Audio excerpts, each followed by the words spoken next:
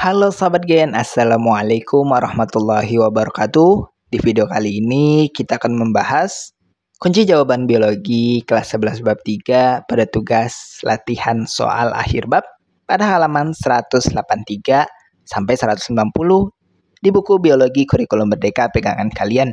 Jadi, ayo kita bahas bersama mengenai soal atau perintah yang ada di tugas kali ini, Gen. Tapi sebelum lanjut, jangan lupa untuk subscribe ya, Gen, agar Gen Sukses Media lebih semangat lagi nemenin kalian nugasnya. Jika sudah, kita lanjut. Bagian kita masuk pada soal pertama berikut ini. Perhatikan soal yang ada ini. Perhatikan pernyataan yang berkaitan dengan sistem sirkulasi berikut yang ada 6 pernyataan ini. Pernyataan yang sesuai dengan sistem sirkulasi pada manusia ditunjukkan oleh nomor titik-titik. Bagian pernyataan yang sesuai dengan sistem sirkulasi pada manusia adalah pertama, pada pernyataan kedua, darah 2 kali melewati jantung dalam 1 kali peredaran, di mana ada sirkulasi ganda. Yang pertama adalah sirkulasi pulmonari, dan kedua adalah sirkulasi sistemik. Kemudian pernyataan keempat, yaitu berfungsi membawa energi panas untuk menjaga suhu tubuh, di mana sistem sirkulasi ini dapat membantu dalam proses regulasi suhu. Dan untuk yang ketiga, ada pada pernyataan keenam, di mana darah mengandung gas, lemak, garam mineral, dan hormon. Jadi jawaban yang benar adalah pada opsi D, yaitu pernyataan 2, 4, dan 6. Kemudian kita masuk ke soal kedua berikut ini, Gen. Jika seseorang mengalami luka akibat benda tajam, darahnya akan membeku untuk menutupi jaringan yang terluka. Pada keadaan normal, yaitu tidak mengalami luka, zat yang tidak ditemukan dalam darah adalah titik-titik. Bagian zat yang tidak ditemukan dalam darah saat keadaan normal, di mana tidak mengalami luka, adalah zat tromboplastin. Tromboplastin hanya dihasilkan atau dilepaskan oleh jaringan yang rusak atau terluka untuk memicu proses pembekuan darah. Sedangkan protrombin, fibrinogen, trombosit, dan platelet yang sama dengan trombosit, semuanya merupakan komponen darah yang ada di dalam kondisi normal. Jadi jawaban yang benar untuk soal nomor 2 adalah pada opsi C, tromboplastin. Again, kita lanjut ke soal ketiga berikut ini. Keping darah merupakan komponen darah yang tidak memiliki nukleus. Hal ini dapat dijelaskan dengan gambar berikut ini. Simpulan yang dapat menjelaskan hal tersebut adalah titik-titik. Bagian berdasarkan gambar yang menunjukkan proses pembentukan platelet atau keping darah dari megakariosit, simpulan yang benar adalah yaitu keping darah merupakan hasil fragmentasi sitoplasma megakariosit. Platelet atau trombosit terbentuk dari pemecahan atau fragmentasi sitoplasma megakariosit dan tidak memiliki inti sel atau nukleus. Ini menjelaskan mengapa keping darah tidak memiliki nukleus. Jadi jawaban yang tepat adalah yaitu keping darah merupakan hasil fragmentasi sitoplasma megakariosit. Itu pada opsi D. Kemudian kita masuk ke soal 4 berikut ini, Gen. Penggumpalan darah intravaskuler akibat cedera jaringan dapat merusak organ tubuh. Oleh karena itu, diperlukan zat histamin yang dapat meningkatkan aliran darah dan juga zat antikoagulan heparin. Sel darah yang memproduksi kedua jenis zat tersebut adalah titik-titik. Bagian sel darah yang memproduksi histamin untuk meningkatkan aliran darah dan heparin sebagai antikoagulan adalah basofil. Basofil merupakan salah satu jenis sel darah putih yang berperan dalam respon imun, terutama dalam reaksi alergi dan peradangan. Jadi berdasarkan pilihan gambar yang ada pada opsi ini, jawaban yang tepat ada pada opsi E terkait dengan basofil. Bagian kita lanjut ke soal kelima berikut ini. Leukosit berfungsi melindungi tubuh terhadap benda asing dan infeksi. Leukosit lebih banyak beraktivitas di dalam jaringan, bukan di dalam pembuluh darah. Oleh karena itu, leukosit harus mampu keluar menembus pori-pori membran kapiler menuju ke jaringan.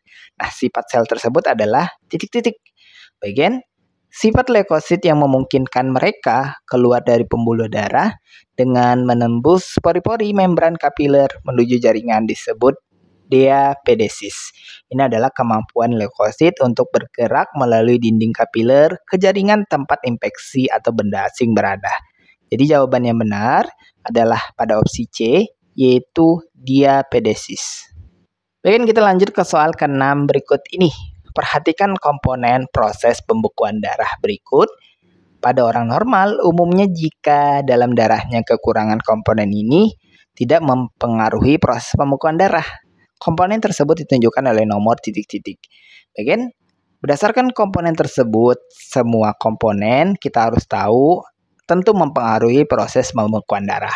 Namun dalam konteks soal ini, jika satu komponen tidak terlalu berpengaruh atau kekurangannya tidak berdampak besar pada pembekuan darah, kemungkinan jawabannya adalah yang dimaksud yaitu vitamin K. Itu pada keterangan nomor 4. Kekurangan vitamin K biasanya hanya berdampak signifikan jika terjadi dalam jangka panjang atau pada kasus defisiensi berat. Nah, vitamin K ini berperan dalam sintesis faktor pembekuan darah, tetapi kekurangan vitamin K dalam jangka pendek biasanya tidak langsung mempengaruhi proses pembekuan darah pada orang normal, karena masih ada cadangan dari faktor pembekuan yang telah diproduksi sebelumnya. Jadi untuk soal ini bisa kita jawab pada opsi D, 4 untuk keterangan vitamin K. Kita lanjut ke soal ke-7 berikut ini, Gen. Erythroblastosis fetalis dapat dicegah dengan pemberian injeksi rogam pada ibu yang dapat menghancurkan eritrosit janin sehingga tidak memicu pembentukan antibodi ibu dan janin terlindungi dan serangan antibodi tersebut. Hubungan antara ayah, ibu, janin dan keperluan injeksi rogam yang benar adalah titik-titik. Bagian untuk soal ini opsi E bisa kita pilih sebagai opsi yang benar, di mana resus ayah positif, resus ibu negatif, dan janin resus positif, sehingga injeksi rogamnya diperlukan. Bagian erythroblastosis fetalis terjadi ketika ibu yang bertipe darah resus negatif melahirkan atau hamil dengan janin yang bertipe darah resus positif. Jika darah janin yang resus positif masuk ke sirkulasi ibu, maka tubuh ibu akan membentuk antibodi terhadap sel darah merah janin yang resus positif, yang dapat membahayakan janin pada kehamilan selanjutnya. Nah, injeksi rogam diberikan kepada ibu yang resus negatif untuk menghancurkan eritrosis janin yang resus positif, yang mungkin masuk ke sirkulasi ibu, sehingga tidak memicu terjadinya pembentukan antibodi. Dalam kasus ini, kombinasi ayah positif, ibu negatif, dan janin positif memang memerlukan injeksi rogam. Kemudian kita masuk ke soal ke-8 berikut ini, Gen. Perhatikan gambar anatomi jantung berikut. Berdasarkan gambar, pernyataan yang benar terkait dengan katup X dan Y adalah titik-titik. Bagian jawaban yang benar adalah jika tekanan darah atrium kanan lebih besar daripada atrium kiri, maka katup X akan terbuka. Katup X kemungkinan besar adalah katup tricuspid yang memisahkan atrium kanan dan ventrikel kanan. Nah, ketika tekanan darah di atrium kanan lebih tinggi daripada di atrium kiri, maka katup X akan terbuka yang memungkinkan darah mengalir dari atrium kanan ke ventrikel kanan. Hal ini penting untuk memastikan aliran darah yang efektif ke paru-paru untuk proses oksigenasi. Pernyataan lain mengandung kesalahan dalam menggambarkan fungsi dan aliran darah terkait dengan katup jantung, sehingga opsi yang bisa kita pilih ada pada opsi A. Kita lanjut ke soal ke-9 berikut ini, Gen. Hasil pengukuran tekanan darah terhadap karyawan disajikan dalam tabel berikut. Jadi ada 5 karyawan yang sudah diukur tekanannya, dan berikut adalah datanya. Nah, berdasarkan tabel tersebut, karyawan yang beresiko mengalami pecah pembuluh darah dan stroke ditunjukkan oleh nomor titik-titik. Bagian berdasarkan data yang ada, jawaban yang bisa kita pilih yaitu terkait dengan opsi B, karyawan 1 dan 5. Tekanan darah normal biasanya berada dalam kisaran sekitar 120/80 mmHg. Karyawan dengan tekanan darah sistolik di atas 180 mmHg dan diastolik di atas 120 mmHg yang ada pada karyawan 1 menunjukkan hipertensi berat. Ini meningkatkan resiko pecah pembuluh darah dan stroke. Kemudian untuk karyawan kelima memiliki tekanan darah 142/99 mmHg yang juga tergolong dalam kategori hipertensi. Adapun karyawan 2 dan 3 memiliki tekanan darah yang ada di bawah normal atau rendah, dan karyawan keempat ini memiliki tekanan darah yang normal. Oleh karena itu, karyawan yang berisiko tinggi adalah karyawan 1 dan karyawan 5. Kemudian kita masuk ke soal ke-10 berikut ini, Gen. Perhatikan mikrograf sayatan dari pembuluh darah berikut ini. Simpulan yang sesuai dengan gambar tersebut adalah titik-titik. Bagian berdasarkan mikrograf pembuluh darah yang ditampilkan, jawaban yang bisa kita pilih adalah yaitu opsi C, pembuluh arteri lebih tebal dibandingkan vena. Karena diketahui arteri memiliki dinding yang lebih tebal dibandingkan dengan vena. Ini disebabkan oleh tekanan darah yang lebih tinggi dalam arteri, yang memerlukan dinding yang lebih kuat untuk menahan tekanan tersebut. Vena memiliki dinding yang lebih tipis dan lumen atau ruang di dalam pembuluh yang lebih lebar. Hal ini memudahkan vena untuk menampung volume darah yang lebih besar dengan tekanan yang lebih rendah. Nah, adapun yang perlu diketahui sebenarnya adalah arteri dan vena tersusun dari otot polos, bukan otot lurik. Jadi pernyataan tentang struktur otot lurik yang ada di opsi ini tidak tepat, sehingga disalahkan aja. Nah, dengan demikian, pernyataan yang paling sesuai adalah bahwa pembuluh arteri lebih tebal dibandingkan vena. Bagian kita masuk pada soal ke-11 berikut ini, setengah perjalanan kita pada sesi soal pilihan ganda. Jadi ditambah lagi semangatnya. Nah, untuk win sukses, cukup subscribe aja biar tambah semangat. Kita lanjut, perhatikan gambar sayatan jantung berikut. Ruangan dalam jantung yang memiliki miokardium paling tebal ditunjukkan oleh label titik-titik. Bagian jawaban yang benar ada pada opsi E dengan keterangan label T. Miokardium adalah lapisan otot jantung yang bertanggung jawab untuk kontraksi dan pemompaan darah. Ruangan dalam jantung dengan miokardium paling tebal adalah ventrikel kiri, yaitu pada label T. Ini karena ventrikel kiri harus memompa darah ke seluruh tubuh, sehingga memerlukan otot yang lebih kuat dibandingkan dengan bagian jantung lainnya. Ventrikel kanan yang label Q juga memiliki miokardium, tetapi lebih tipis karena hanya memompa darah ke paru-paru. Adapun atrium, yaitu pada P dan S, ini memiliki dinding yang jauh lebih tipis dibandingkan ventrikel. Nah, oleh karena itu, ruangan dalam jantung yang memiliki miokardium paling tebal adalah yang ditunjukkan oleh label T, yaitu pada opsi E. Kemudian kita masuk pada soal ke-12 berikut ini. Seorang pasien bergolongan darah B mendapatkan transfusi darah orang bergolongan darah O. Pernyataan reaksi dalam tubuh dan alasan yang paling benar adalah titik-titik. Bagian jawaban yang benar yaitu tidak akan terjadi aglutinasi sebab darah donor tidak mengandung agglutinogen. Pada golongan darah O, yaitu oleh pendonor, agglutinogen adalah antigen yang ada pada permukaan sel darah merah. Namun di golongan darah O tidak memiliki agglutinogen A maupun B, sehingga tidak akan memicu agglutinasi atau penggumpalan ketika ditransfusikan ke orang bergolongan darah lain. Inilah sebabnya golongan darah O termasuk donor universal, karena bisa ditransfusikan ke berbagai jenis golongan darah. Adapun untuk golongan darah B, yaitu yang dimiliki oleh resipien atau penerima, golongan darah B memiliki agglutinin anti-A dalam plasma, tetapi karena darah golongan O tidak memiliki agglutinogen A atau B, maka tidak ada antigen pada donor yang dapat bereaksi dengan antibodi resipien. Oleh karena itu, tidak akan terjadi agglutinasi karena darah golongan O tidak mengandung agglutinogen yang bisa memicu reaksi dengan antibodi resipien. Kita lanjut ke soal ke-13. Perhatikan grafik perubahan tekanan di sisi kanan jantung saat istirahat 1 kali detakan jantung berikut. Detakan jantung orang tersebut dalam 1 menit saat istirahat sebanyak titik-titik. Untuk menjawab pertanyaan berdasarkan grafik, berikut adalah langkah-langkahnya. Pertama, grafik menunjukkan 1 siklus detak jantung dengan perubahan tekanan di atrium dan ventrikel. Kemudian durasi 1 siklus dapat dihitung dari sumbu waktu. Nah, berdasarkan grafik, 1 siklus detak jantung berlangsung sekitar 0,6 detik. Nah, untuk menghitung jumlah detak per menit, kita bisa konversi jadi satuan detik, di mana 1 menit kita tahu adalah 60 detik. Nah, ini jumlah detak jantung per menit, kita bisa bagi 60 per 0,6, sama dengan 100 detak per menit. Jadi jawaban yang benar adalah 100 detak jantung per menit. Itu pada opsi C. Bagian kita masuk pada soal 14 berikut ini. Untuk mengidentifikasi korban kecelakaan, dapat digunakan sidik jari molekuler darah. Sidik jari molekuler tersebut diperoleh dengan cara memeriksa DNA yang diambil dari titik-titik. Jawabannya adalah dari leukosit. DNA hanya terdapat pada sel yang memiliki inti sel. Nah, eritrosit atau sel darah merah tidak memiliki inti, sehingga tidak mengandung DNA. Kemudian plasma darah, benang fibrin, dan trombosit juga tidak mengandung DNA. Adapun leukosit, yaitu sel darah putih, ini memiliki inti sel dan mengandung DNA. Oleh karena itu, leukosit adalah sumber DNA yang digunakan untuk identifikasi melalui sidik jari molekuler atau pemeriksaan DNA.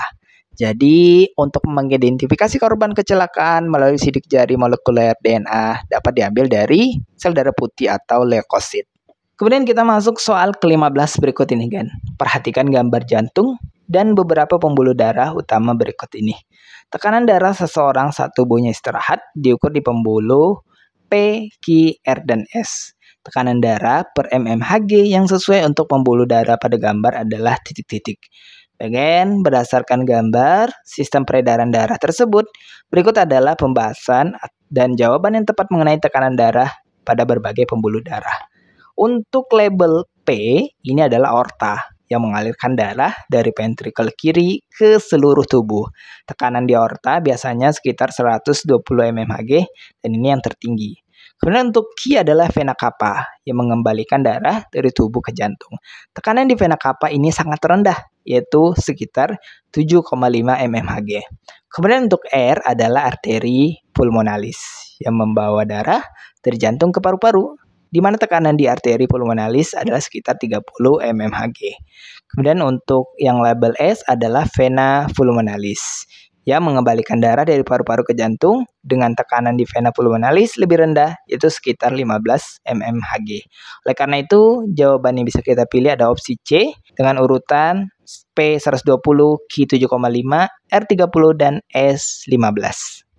Bagian kita masuk ke soal 16 berikut ini. Perhatikan soal yang ada ini. Seorang pasien mengalami anemia kronis, lemah dan letih, serta bengkak pada tangan dan kaki.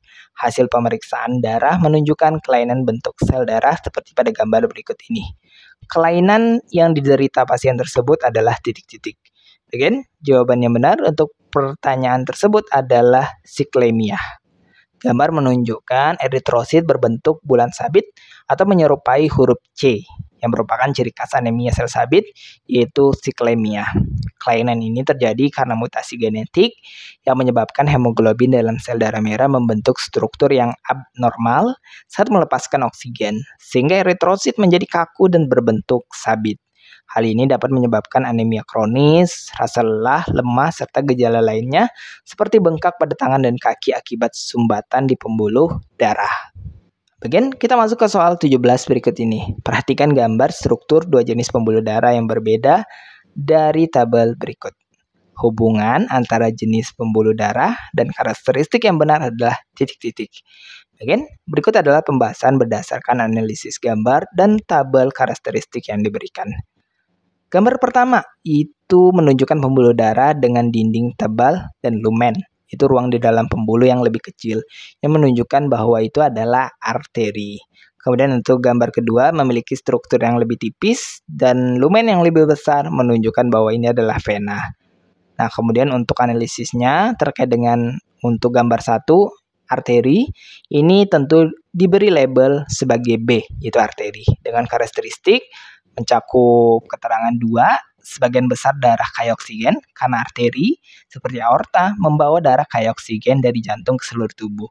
Kemudian mencakup penataan keempat, arteri hanya memiliki satu katup, yaitu di dekat jantung, berupa katup aorta atau pulmonalis, bukan seperti vena yang memiliki banyak katup sepanjang jalurnya. Kemudian mencakup keterangan 5, yaitu tekanan darah di arteri sangat kuat karena darah dipompa langsung dari jantung dengan kekuatan besar. Dan terakhir mencakup keterangan 7, arteri meninggalkan jantung membawa darah ke jaringan tubuh. Dengan demikian, untuk opsi yang benar bisa kita pilih adalah 1, B2, 4, 5, 7. Karena arteri memiliki ciri-ciri tersebut, darah kaya oksigen, satu katup, tekanan darah kuat, dan meninggalkan jantung. Catatan tambahan untuk gambar kedua ini adalah vena yang membawa darah kembali ke jantung dan biasanya memiliki banyak katup untuk mencegah aliran balik. Kemudian tekanan darah lebih rendah dan darah umumnya kaya karbon dioksida, kecuali vena pulmonalis yang kaya oksigen.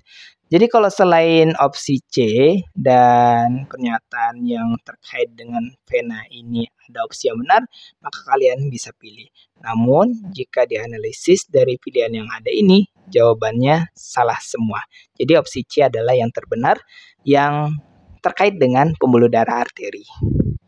Bagian kita masuk pada soal 18 berikut ini. Perhatikan gambar hasil pengukuran tekanan darah pada manusia. Simpulan hasil percobaan tersebut adalah titik-titik. Bagian berdasarkan grafik yang menunjukkan perubahan tekanan darah di berbagai jenis pembuluh darah, diketahui tekanan darah tertinggi terjadi pada arteri yang dekat dengan jantung, karena arteri menerima darah yang dipompa langsung dari jantung. Kemudian tekanan darah kemudian menurun saat darah bergerak ke pembuluh darah yang lebih kecil, seperti atriol dan kapiler. Kemudian kapiler memiliki tekanan darah yang lebih rendah dibandingkan arteri karena fungsinya dalam pertukaran zat antara darah dan jaringan. Kemudian tekanan darah terus menurun saat darah memasuki venola dan vena, dan akhirnya mencapai titik terendah di vena cava yang membawa darah kembali ke jantung. Jadi simpulan yang benar yaitu makin jauh dari jantung, maka tekanan darah makin rendah. Ada pada opsi C. Bagian kita masuk ke soal 19 berikut ini. Perhatikan kurva disosiasi 3 pigmen respirasi berikut. Mioglobin ditemukan di otot dan hanya melepaskan oksigen ketika tekanan parsial sangat rendah. Hemoglobin fetus mempunyai daya afinitas terhadap oksigen lebih tinggi dibandingkan hemoglobin dewasa. Grafik yang menggambarkan mioglobin, hemoglobin fetus, dan hemoglobin dewasa adalah titik-titik. Again, berdasarkan grafik, diketahui mioglobin ditemukan di otot dan hanya melepaskan oksigen ketika tekanan parsial oksigen sangat rendah. Ini berarti mioglobin memiliki afinitas yang paling tinggi terhadap oksigen dan akan digambarkan dengan kurva yang paling kiri dan mencapai kejenuhan dengan oksigen pada tekanan parsial yang rendah. Kemudian hemoglobin fetus memiliki afinitas yang lebih tinggi terhadap oksigen dibandingkan dengan hemoglobin dewasa. Oleh karena itu, kurvanya akan berada di antara hemoglobin dewasa dan mioglobin. Kemudian hemoglobin dewasa memiliki afinitas yang lebih rendah terhadap oksigen dibandingkan hemoglobin fetus, sehingga kurvanya berada paling kanan yang menunjukkan bahwa oksigen dilepaskan pada tekanan parsial yang lebih tinggi. Dengan demikian, analisis kurva adalah sebagai berikut. Itu kurva X afinitas paling tinggi hemoglobin, kurva Y afinitas sedang hemoglobin fetus, dan kurva Z afinitas paling rendah hemoglobin dewasa. Jadi jawaban yang benar yang terkait dengan opsi yang ada ini yaitu opsi C, yaitu Z hemoglobin dewasa, Y hemoglobin fetus, dan X mioglobin. Baik, kita masuk pada soal 20 berikut ini sebagai soal terakhir kita di sesi soal pilihan ganda. Perhatikan grafik data pada pembuluh darah dan aliran darah berikut ini. Kurva yang sesuai dengan grafik adalah titik-titik. Berikut ini adalah hubungan dengan kurva dengan label X, Y, dan Z. Untuk kurva X menunjukkan pola penurunan di arteri dan atriol.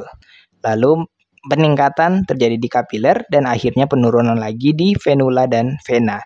Ini menggambarkan total luas penampang yang paling besar ada di kapiler.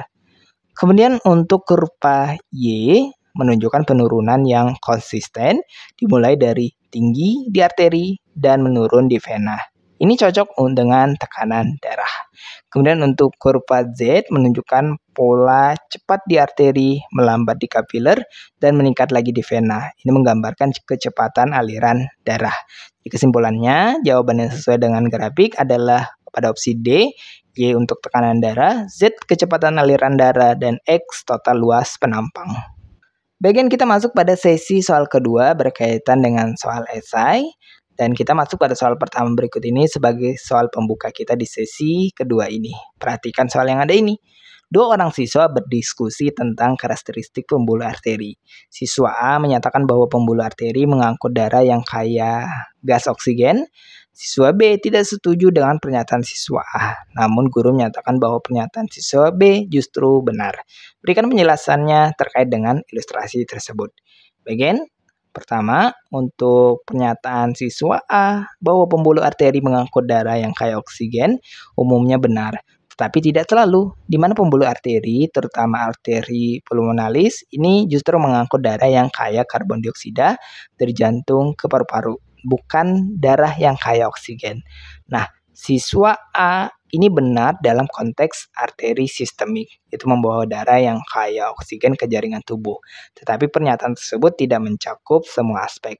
Adapun siswa B mungkin mengacu pada fakta bahwa tidak semua arteri membawa darah yang kaya oksigen, terutama dalam konteks arteri pulmonalis yang membawa darah yang kaya karbon dioksida dari jantung ke paru-paru untuk dioksidasi. Nah, kesimpulannya, guru mungkin menyatakan bahwa pernyataan siswa B adalah benar karena pembuluh arteri seperti arteri pulmonalis memang membawa darah yang kaya karbon dioksida dan tidak semua arteri membawa darah yang kaya oksigen. Ini menunjukkan pentingnya mempertimbangkan konteks saat mendiskusikan karakteristik dari pembuluh arteri. Baik, kita lanjut ke soal kedua berikut ini. Perhatikan gambar pasokan darah untuk hati pada manusia berikut. Jika X adalah organ tempat pencernaan makanan, apakah nama dan fungsi pembuluh darah Y? Again, berdasarkan gambar yang menunjukkan hati dan pembuluh darah yang terhubung dengannya, maka pembuluh darah yang ditandai dengan Y adalah vena porta hepatica atau vena porta hati. Fungsi dari vena porta hepatica adalah untuk mengangkut darah yang kaya akan nutrisi dari organ pencernaan yang ditunjukkan sebagai X dalam gambar menuju hati. Nah, organ pencernaan ini ya dapat mencakup lambung, usus, pankreas, limpa, dan kantong empedu. Nah, di dalam hati, darah yang berasal dari vena porta hepatica akan diproses untuk menyaring racun, menyimpan nutrisi, dan mendetoksifikasi zat-zat berbahaya sebelum darah ini dialirkan kembali ke sistem peredaran darah umum melalui vena cava. Bagian kita lanjut ke soal ketiga berikut ini. Berikut adalah hasil uji golongan darah terhadap 4 siswa. Nah, berdasarkan hasil uji golongan darah, siapakah yang tergolong donor universal dan resipien universal? Tuliskan simpulan hasil uji golongan darah tersebut. Again, berdasarkan hasil uji golongan darah pada gambar, berikut analisis golongan darah dari setiap siswa berdasarkan reaksi dengan serum anti-A dan anti-B. Untuk siswa 1, aglutinasi dengan serum anti-A. Maka golongan darahnya adalah A karena hanya antigen A yang ada di permukaan sel darah merah. Kemudian untuk siswa 2, aglutinasi atau penggumpalan terjadi dengan serum anti-B. Maka golongan darahnya adalah B karena hanya antigen B yang ada di permukaan sel darah merah. Kemudian untuk siswa 3, aglutinasi atau penggumpalan terjadi dengan serum anti-A dan anti-B. Maka golongan darahnya adalah AB karena memiliki antigen A dan B di permukaan sel darah merahnya. Adapun siswa 4, ini tidak ada aglutinasi dengan serum anti-A dan anti-B. Maka golongan darahnya adalah O karena tidak memiliki antigen A maupun B di permukaan sel darah merahnya. Nah, simpulannya yaitu untuk siswa 3 adalah golongan darah AB. Hal ini menunjukkan bahwa sel darah merah siswa 3 memiliki kedua antigen, yaitu antigen A dan antigen B. Siswa ini dapat menerima darah dari semua golongan karena tidak memiliki antibodi anti-A dan anti-B dalam plasma darahnya, sehingga disebut sebagai resipien universal. Kemudian untuk siswa 4, golongan darah O, ini berarti sel darah merah siswa 4 tidak memiliki antigen A maupun B. Golongan darah O tidak akan memicu reaksi aglutinasi pada penerima dengan golongan darah A, B, atau AB karena tidak ada antigen pada permukaan sel darahnya. Oleh karena itu, siswa 4 disebut sebagai donor universal karena darahnya dapat memberikan ke semua golongan darah. Bagian, kita masuk ke soal keempat berikut ini. Seorang laki-laki mengeluh badannya mudah lelah dan wajahnya tampak pucat. Keluhan ini terasa setelah beberapa bulan melakukan diet ketat dan hasil pemeriksaan darah di laboratorium disajikan sebagai berikut. Jika Anda sebagai dokter, saran apakah yang dapat diberikan kepada pasien tersebut? Bagian berikut adalah pembahasannya. Laki-laki yang mengalami keluhan mudah lelah dan tampak pucat memiliki hasil pemeriksaan darah yang menunjukkan 2 kondisi utama. Pertama, leukositosis dan kedua, anemia. Untuk leukositosis, dalam kasus ini hasil pemeriksaan menunjukkan jumlah leukosit yaitu 12.200 mikroliter yang sedikit lebih tinggi dari rentang normalnya 9.000 sampai 12.000 mikroliter. Penyebab ini dapat disebabkan oleh infeksi, peradangan, atau stres.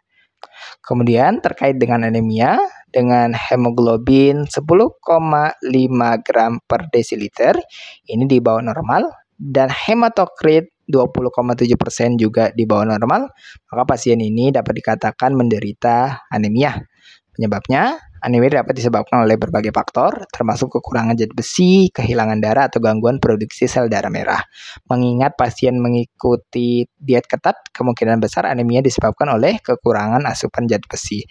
Jadi, saran kepada pasien ketika kita dipilih sebagai dokter yaitu pertama memberikan obat penurun leukosit, di mana jika leukositosis disebabkan oleh infeksi atau peradangan mungkin perlu untuk menggunakan obat penurun leukosit atau mengobati penyebab yang mendasari untuk menormalkan jumlah leukosit. Kemudian memberikan penambah eritrosit, yaitu pemberian suplemen zat besi atau obat penambah eritrosit, yaitu sel darah merah, sangat dianjurkan untuk mengatasi anemia. Ini akan membantu meningkatkan kadar hemoglobin dan hematokrit, serta mengurangi gejala kelelahan dan pucat. Bagian kita masuk pada soal kelima berikut ini sebagai soal terakhir kita di sesi tugas kali ini. Perhatikan soal yang ada ini. Seseorang laki-laki mengalami serangan jantung dan dibawa ke rumah sakit. Berdasarkan hasil pemeriksaan, dokter mengambil keputusan bahwa pasien tersebut harus menjalani pemasangan ring dan angioplasti. Prosedur pemasangannya digambarkan sebagai berikut. Jadi ada 3 tahapan yang ada pada gambar. Nah, berdasarkan ilustrasi tersebut, apa tujuan dari pemasangan ring dan angioplasti pada pasien? Berikut pembahasannya. Pemasangan ring atau stent dan angioplasti bertujuan untuk mengatasi penyumbatan pada pembuluh darah arteri koroner yang mengakibatkan berkurangnya aliran darah ke jantung yang dapat menyebabkan serangan jantung. Nah, berdasarkan ilustrasi, gambar pertama menunjukkan pembuluh darah yang tersumbat oleh plak. Kemudian gambar kedua menggambarkan balon angioplasti yang ditiup untuk membuka penyempitan arteri. Dan gambar ketiga menunjukkan ring yang dipasang untuk menjaga arteri tetap terbuka, sehingga aliran darah ke jantung menjadi lancar. Nah, tujuan utama dari prosedur ini adalah untuk memperbaiki aliran darah ke jantung, mencegah kerusakan lebih lanjut, dan mengurangi resiko serangan jantung di masa mendatang. Nah, itulah pembahasan sekilas kita untuk kunci jawaban biologi kelas 11 bab 3 pada sesi tugas latihan soal akhir bab pada halaman 183 sampai 190 di buku pegangan biologi kurikulum Merdeka. Terima kasih karena telah menonton video ini sampai habis, Gen. Jika dirasa video kali ini bermanfaat, jangan lupa untuk like dan subscribe ya, Gen. Sampai jumpa di video berikutnya dan wassalamualaikum warahmatullahi wabarakatuh.